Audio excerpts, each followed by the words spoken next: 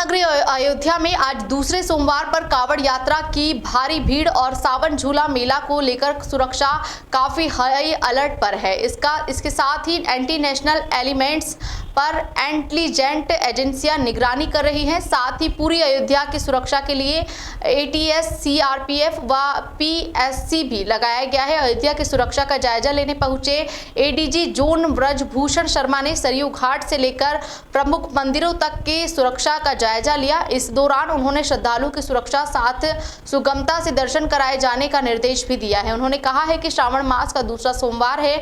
Lucknow zone में अयोध्या, बाराबंकी और खीरी में श्रद्धालु बड़ी संख्या में पहुंचते हैं। सभी तरीके के भारी वाहनों का डायवर्जन शनिवार की सुबह कर दिया गया है। बस्ती जाने वाले नेशनल हाईवे पर एक मार्ग कावड़ यात्रा के लिए रिजर्व कर दिया गया है।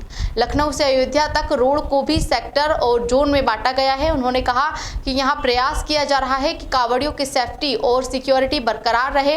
बड़ी संख्या में सुरक्षा बल तैनात किए गए हैं। कावड़ यात्रा मार्ग को लेकर भी तैयारियां की गई हैं। श्रद्धालुओं की सुविधा के लिए सरयू के तट पर भी सुरक्षा के व्यापक इंतजाम किए गए हैं। श्रद्धालुओं के स्नान के दरमियान कोई दुर्घटना ना हो, इसके लिए फ्लड कंपनी तैयार की गई है।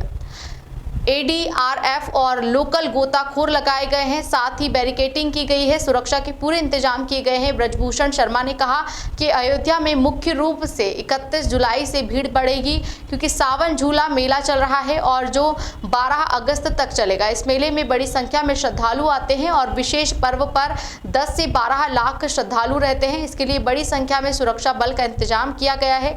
10 कंपनी पीएसी और सीआरपीएफ को लगाया गया है। एक कंपनी फ्लड कंपनी की है, जिससे कोई श्रद्धालुओं के साथ दुर्घटना ना होने पर 6 एसएसपी, 25 डीएसपी, 1200 सिपाही और साथ में एटीएस कमांडो की तैनाती की जा रही है।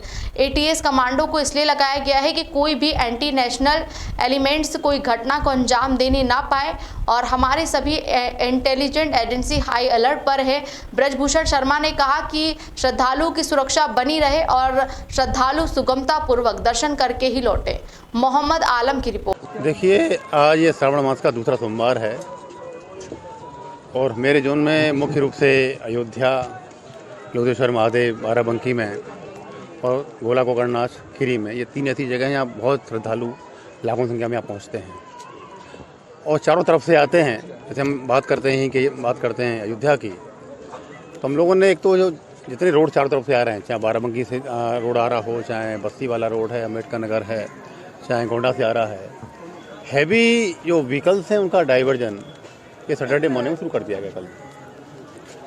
और बस्ती और यहाँ से जो रोड बस्ती के लिए गया है, उसका एक साइड ओनली रिजर्व फॉर कावड़ी है। उसके लिए पूरे रोड को सेक्टर जोन में बांटा गया है और जैसे ये इंश्योर किया जा रहा है कि जो कावड़ियों की सेफ्टी और सिक्योरिटी है वो पूरी बनी रहे। फोर्स पूरा डिप्लोमेंट फोर्स का लगा हुआ है।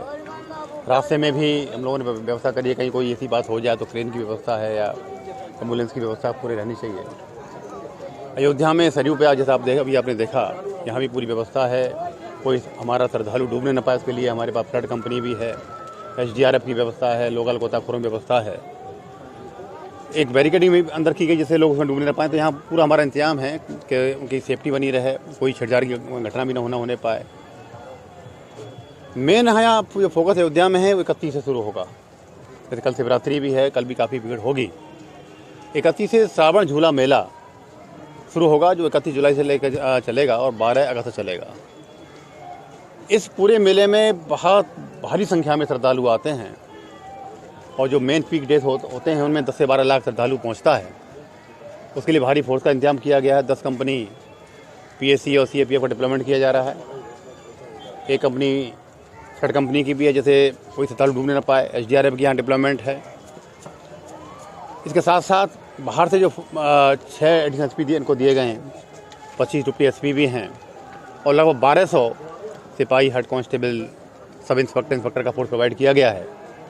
एटीएस कमांडोज को भी यहाँ डिप्लॉय किया जा रहा है, जैसे किसी प्रकार के कोई एंटी नेशनल एलिमेंट्स या एंटी सोशल एलिमेंट्स कोई घटना को अंजाम न देने पाए। जितनी हमारी इंटेलिजेंस एजेंसियां हैं सारी हाई अलर्ट पर हैं। तो कुल मिला के हमारा जो उद्देश्य है वो यही है कि जो श्रद्धालु यहाँ पर आएँ उनकी सिक्योरिटी बनी रहे और साथ ही सुगमता के साथ दर्शन करके जाएं। कोई किसी को दिक्कत नहीं होनी चाहिए, कहीं कोई ट्रैफिक बाधित न हो।